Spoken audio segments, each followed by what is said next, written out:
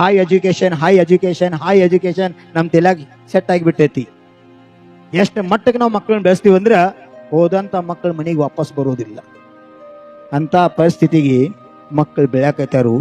ಇದು ವಿಪರೀತ ಪರಿಸ್ಥಿತಿ ಅಂತೀವಿ ನಾವು. ಸಂಸ್ಕಾರ ಕೊಡಬೇಕು, ಆಧ್ಯಾತ್ಮ ಜೀವನ ನಡೆಸ್ಕೋಬೇಕು, ಧರ್ಮ ಜೀವನದಾಗ ಅವ್ರು ನಡಿಬೇಕು.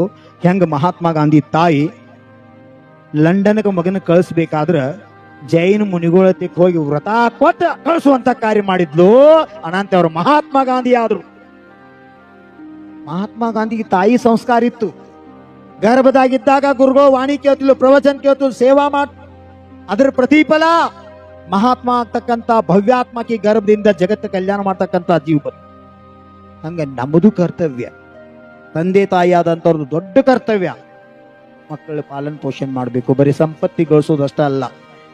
ದುಡ್ಡು ಗಳಿಸಿದವ್ ಶ್ರೀಮಂತ ಇದ್ದವ್ ಸುಖಿ ಅಲ್ಲ. ಯಾರ ತೆಗ್ ಸಂಸ್ಕಾರ ಅದ, ಯಾರ ತೆಗ್ ಧರ್ಮ ಅದ, ಅವನ ತೆಗ್ ಏನ್ ಇರ್ಲಿಕ್ಕನೋ ಆ ವ್ಯಕ್ತಿ ಸುಖಿ ಆಗಿರ್ತಾನ. ಧರ್ಮ ಇರ್ಲಿಕ್ಕಂದ್ರ ವ್ಯಕ್ತಿ ದುಃಖಿ ಆಗಿರ್ತಾನ. ದುಃಖಕ್ಕೆ ಕಾರಣ ಕರ್ಮ, ಸುಖಕ್ಕೆ ಕಾರಣ ಧರ್ಮ. ಧರ್ಮ ಎಲ್ಲದ ಅಲ್ಲಿ ಆತ್ಮಾಗ ನೆಮ್ಮದಿ ಅದ, ಸಂತೃಪ್ತಿ ಅದ.